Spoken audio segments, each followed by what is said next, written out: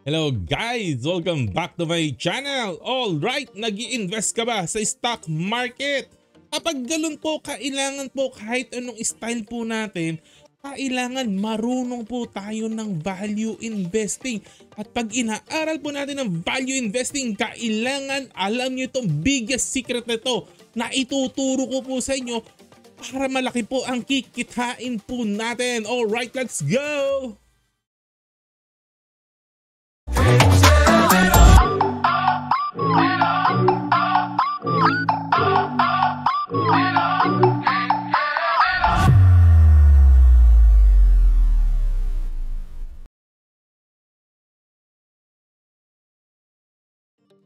Welcome back! Ayan, biggest value investing secret. Papaano mag-profit ng malaki at efficiently sa Philippine stock market. Umpisa na po natin. No? Okay, guys, alam na po natin si Warren Buffett po ang the greatest investor of all time. Pero ang teacher po niya ay si Benjamin Graham. Ayan po, siya po ang nagturo ng value investing dito po kay Warren Buffett. Kasi dati, lost din po si Warren Buffett. Ano bang gagawin niya, no?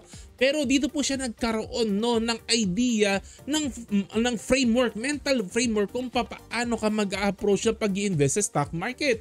Ang tawag po doon ay value investing, no? Na kung saan ina-calculate po natin ang intrinsic value ng isang stock. Ano ba talaga ang worth or value ng isang stock? At mag-i-invest lang po tayo kung below ito ng intrinsic value. No? Halimbawa lang po, for example lang po, kinalculate natin na si Ginebra San Miguel, ang intrinsic value niya ay 250 pesos. Okay, 250 pesos ang value ng isang stock ni Ginebra San Miguel. Tapos ang presyo niya ngayon ay 170. Uy, mas mababa kaysa sa intrinsic value. Buy po tayo niyan. Ganun lang po kasimple po ang value investing. Bibilhin po natin kung mas mababa sa value ng company, yung price niya po at that moment in time. At nilalagyan po natin ng margin of safety. Ano ba yung margin of safety na yan? Wala, napakasimple lang po niyan. Pinaganda lang po ang terminology po nito. Ang ibig lang po sabihin nito, kailangan pag nag-i-invest ka, may allowance ka. Wag eksakto-eksakto. Halimbawa, balik tayo sa example natin, 250. Okay? 250 ang na-calculate natin na intrinsic value ni Ginebra San Miguel. Lalagyan natin ng allowance. Anong allowance? Halimbawa, magbawas ka ng 30%, no? So bawasan mo ng 30% si 250, ang matitira mo ay 175, no? Ang 250 less 30% is 175. At bibilhin mo lang daw si Ginebra San Miguel kung mas mababa siya than 175. Ayun po, may konting allowance ka, no? At since mas mababa po ang presyo niya, halimbawa 170 siya ngayon, ang buy below natin ay 175, buy po tayo dyan, fight po tayo dyan. Yun po ang ibig lang po sabihin ng margin of safety, no? Kinalculate mo yung intrinsic value at tapos naglagay ka pa ng allowance bago ka bumili. Alright, ibig sabihin medyo dapat malaki yung gap mo po, no? Bago ka bumili ng isang stock. At nagiging popular po ito na right now, no, in the past few years, especially po sa Philippines, dumadami na rin po ang nagtuturo po dito at napakagandang concept po nitong value investing po, no? Okay, ayan, no? So, bigyan ko po ng example, no? Halimbawa, ngayon nga po, 250, nabili natin ng 170, no? 250 ang ating paniniwala ng intrinsic value. So, may upside po tayo na 80 pesos. Pwede tayong kumita ng 80 pesos, parang ganon. Or pwede po tayong kumita ng around 47%. Wow! Right, no? So bakit nag-work daw po ang ganitong approach? Kasi po over long term, ito po ang tinuturo na Benjamin Graham, nila Warren Buffett. Over long term daw po kasi, ang presyo ng isang stock, sinusundan niya kung ano yung intrinsic value. In the short term, minsan hindi niya sinusundan kasi in the short term, nagpapanik ang tao, bumabagsak ang presyo niya. Pero in the long term, susundan daw po ng presyo ng stock yung totoong value, niya. Kaya yung 170 daw na yan, balang araw magiging 250 po iyan, assuming na tama ang calculation natin ng intrinsic value. Kaya po nag-work ang ganitong style of investing, no? One day magiging 250 pesos si Ginebra San Miguel, no? Assuming tama po tayo, no? Ang isang problema po na nakikita po natin dito, no? Pag ganito pong masyado po tayo straightforward po, no, na value investing approach natin, no? Calculate tayo ng calculate ng intrinsic value and then we buy stock pag nakita nating below intrinsic value. Okay, so ang isang tanong po, what if, no, sa ganda ng kita ng isang stock na pinasok po natin, maraming pumasok na kumpanya at kinalaban yung company po na yan. Ayun, paano? Paano na ang buhay natin? No? Nag-calculate kang gano'n, sige, tuldok ang gano'n ka ng galon sa calculator mo, sa Excel mo, na-calculate mo, okay, very good ka. Kaya lang, the following 2, 3, 4, 5 years, ang dami nagsulputan na kalaban. Ay naku, tapos naagawan ka ng kliyente, naagawan ka ng customer, no? Kinain ng ibang company, ng competition ang customer po natin at nag-start na pong humina yung stock. Palpak po ang calculation natin ng intrinsic value kapag ganun po. Naiintindihan po ba natin? Ayun, maaaring hindi po umabot doon sa na-calculate po natin, maaaring hindi po umabot doon sa presyo po na yun ang stock po natin at maaaring bumagsak pa pag ganyan nagkakaroon ng competition. Yun ang isang problema po talaga na nangyayari po dyan, no? Ayan, so maaari po tayong malugi po dyan. Maaaring initially, no, may estimate ka pero hindi mo na consider yung competition sa future na lalamunin ang customer base mo. Kaya papasok na po tayo sa biggest value investing secret na topic po natin ngayon. Courtesy of Charlie Munger. Of course, ang lodi ko po, no, ang talagang minamahal ko po talaga na para po sa akin, mentor ko po to. Kilala ko po siya although hindi niya po ako kilala, no. Tinweak lang po ng konti ni Charlie Munger po yan, no. Itong value investing approach po na to. At simula po nung tinweak niya po ito, nung nag-partnership po sila ni Warren Buffett at ito si Charlie Munger, doon na po lalong naging successful ang Berkshire Hathaway, no, kasi nung silang dalawa na po ang humawak ni Warren Buffett nito, ayun na po kasi na-incorporate na po yung idea ni Charlie Munger po dito po sa value investing na po. Kaya talagang lumipad po, no, naging sobra, daan-daang bilyon na po ang halaga ng Berkshire Hathaway courtesy of this one tweak only. Ano po yan, no? Ayan, value investing pa din pero one small tweak, no? Ano yung tweak na yan? Huwag kang mag-focus sa cheap, huwag kang magpaka-obsess, no, sa intrinsic value, sa pagiging cheap. Saan ka magpapaka-obsess? Magpaka-obsess ka on winners. Focus on winners. Kailangan po ang hinahanap nating stock, sure ball na winner, panalo. Ayun, don't just buy any undervalued stock. Buy only winning stocks. Bakit? Because winners will keep on winning. Panalo ng panalo. Okay, maliwanag po ba? Parang si Michael Jordan. Wala Michael Jordan ka, kahit anong gawin, kahit sino, Phoenix, kahit sino sumulpot, humarap sa kanila, talo. Michael Jordan nung panahon po niya, wala winner Karang ganun po, no? Ayan po, no? At ito po ang characteristic po, no, na sinasabi po ng isang winning stock. Ano ba yan? Unang-una, may durable moat ka. Ayan, durable moat. Ano yung durable moat na yan? Napaka-technical term naman ba yan? Yung moat niya, hindi ko alam. Alam ba yung moat? Moat ba yan? Pero durable moat. Long growth runway at highly profitable. Iisa-isahin po natin i-discuss po ito. Durable moat po muna tayo. Ito characteristic ng winning stock, no? Ayan. Ang ibig pong sabihin ng durable moat, meron kang competitive advantage. May advantage ka sa lahat na magkukompetensya sa'yo at kaya siya sinabing durable. Ibig pong sabihin, yung advantage mo sa kalaban mo, hindi basta-basta matitibag. Taon o dekada bago ka abutan ng mga kalaban mo. Hindi po basta-basta ka maabutan ng gustong kumalaban sa'yo. Malayo ang agwat mo at matagal ang advantage mo bago ito mawala or hindi na siya mawawala at all. Parang ganun po. Nakikita mo, naiisip mo talaga na malaki ang advantage mo sa mga kalaban mo. Sa papaanong paraan, no? Ito ang reason kung bakit hindi basta-basta papasok ang new players at kukunin ng customer mo. Hindi nila basta-basta makukuha ang customer mo pag may durable mode ka. This is required. Bakit ito required? Para sure ball na hindi magdi-decline ang business mo.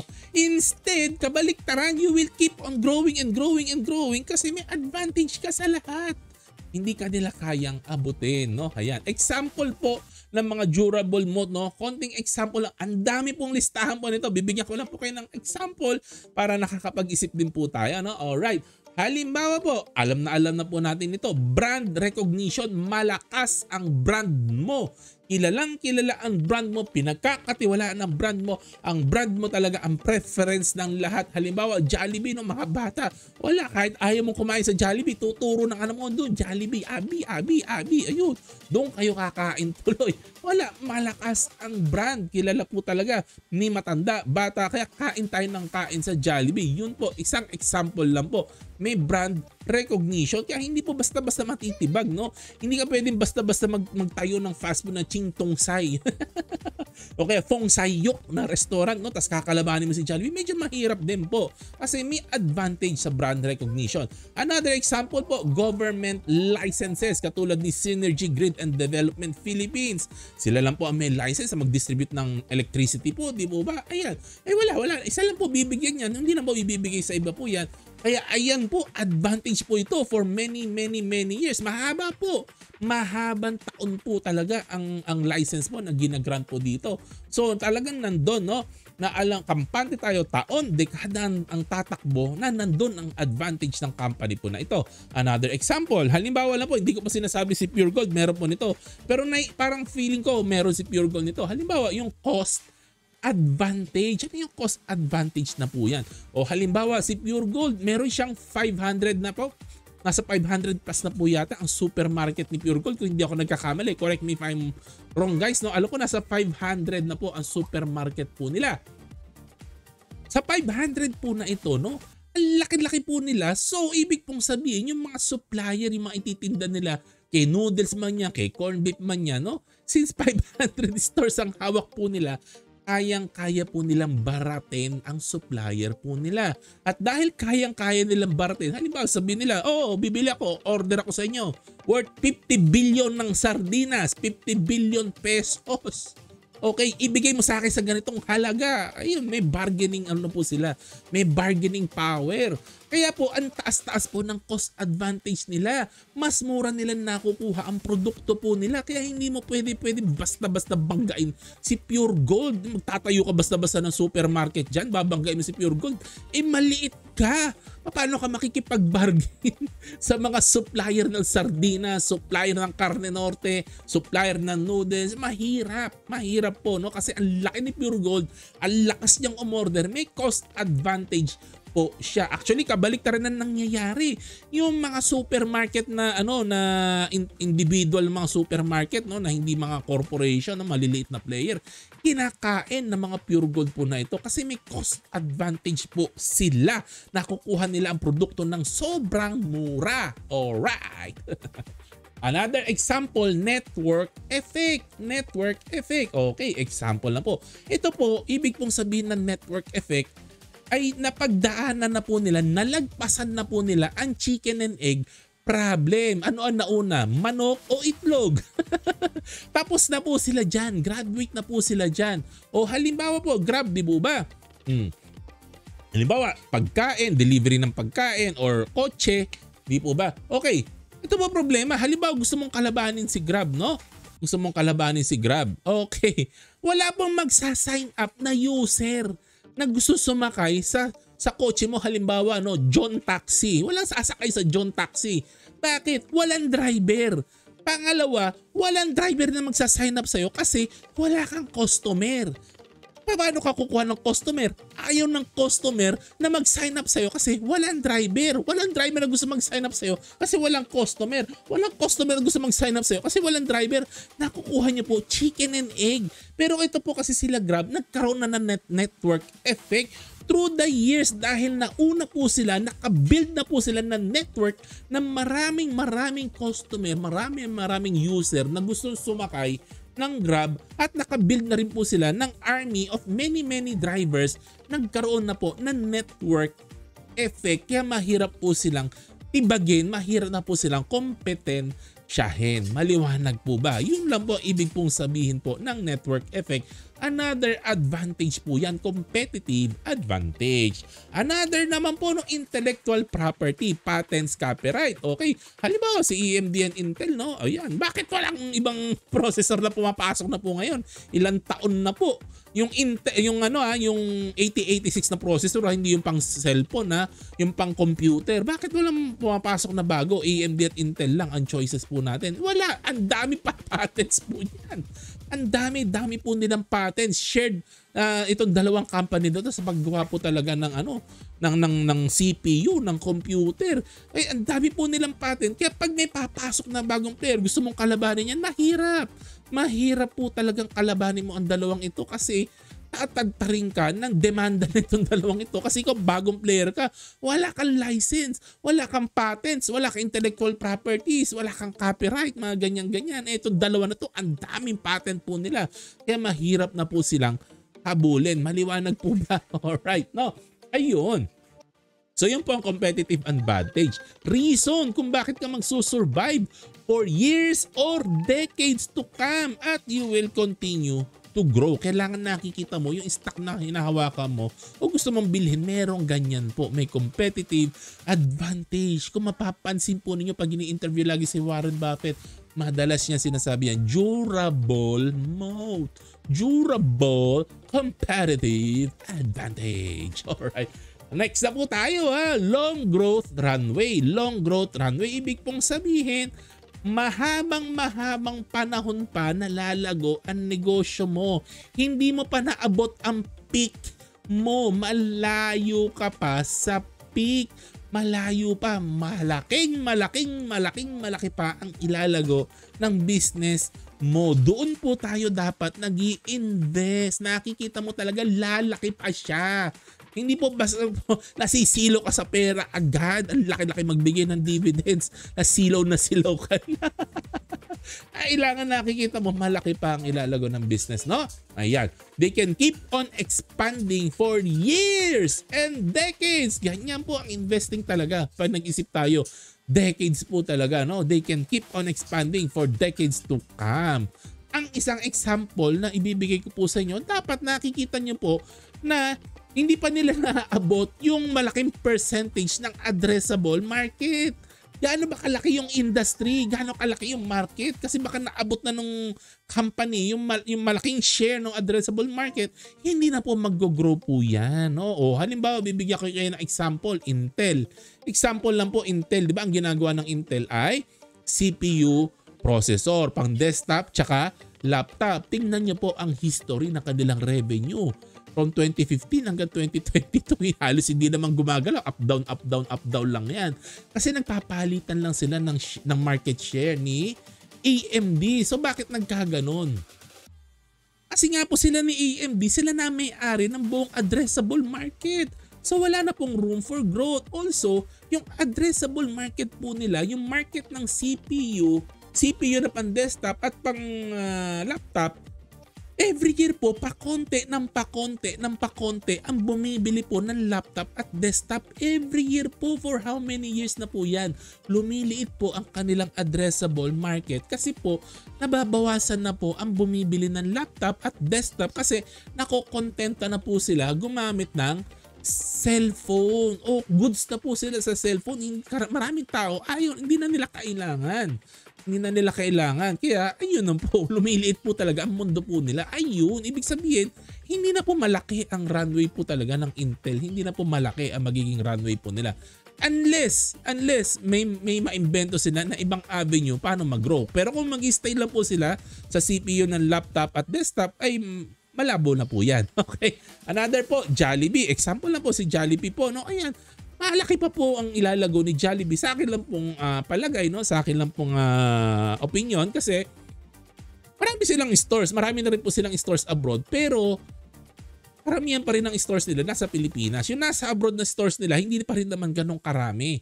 Hindi pa rin po ganong karami. Ibig po sabihin, pwede pa rin po silang mag-expand abroad. So malayo pa po ang kanilang headway. Marayo pa po ang mararating po nila kung kakayanin po talaga nilang mag-expand sa abroad sa iba't ibang bansa. No? Halimbawa sa US, Canada, Europe, kung kaya nila magtayo ng libong stores ng Jollibee, meron pa, may ibubuga pa, no? Kung kaya nilang i-execute, no? Ayan. O halimbawa naman si Price Gas, isa sa paborito ko po, no? Ayan. 15% po ang kanilang market share as of 2022, no? So medyo meron pa pong room, no, to grow. Meron pa po talagang room to grow. Kung ilang taon pa po bago nila maabot, siguro mga 30, 40, 50%, hindi natin alam, no? Pero alam natin, no, at 15% na market share, pwede pa, may ibubuga pa, pwede pa silang agawin ng market share, lalo-lalo na minimal lang po ang presence po ni Price Philippines sa Luzon. Karamihan po kasi sila sa Visayas and Mindanao, you know? And ano pa, isang example po, no, kung may meron pa silang runway, no, for growth, no, ang isa pong pwede nyo tingnan, nagde-develop ba ito ng bagong products? Nagde-develop ba sila ng bagong products? May bagong market ba sila na i-conquer? Although halimbawa yung isang segment mo, no, na saturate mo na, dapat nagtitingin ka pa rin ng iba. Parang ganun po, no? Ayan. So halimbawa si Crown Asia Chemicals, no? Nung umpisa, nagpo-focus sila sa PVC compounds lang. And then later on, dagdag po sila ng dagdag ng mga produkto na pwede po nilang pasukin. At alam ko po, nung binabasa ko yung report nila, sustainability report or yung annual report, hindi ko na po maalala, naghahanap pa rin po sila every year, naghahanap pa rin po sila kung saan sila pwedeng pumasok na market basta may kinalaman po sa ganitong mga PVC. Okay, so parang ganun po, kailangan nakikita niyo po talaga. Kung babasahin niyo po yung libro ni Phil Fisher, ang sinasabi ni Phil Fisher, kailangan may R&D ang isang company at talagang nagtatry po sila mag-come up ng new market to conquer. Ayan, maliwanag po ba? Ayan, sana may natututunan po tayo. And last but not the least, obvious na po, highly profitable po dapat ang isang business. Kailangan po talaga maganda ang kitaan po dyan, no? Maganda ang kita.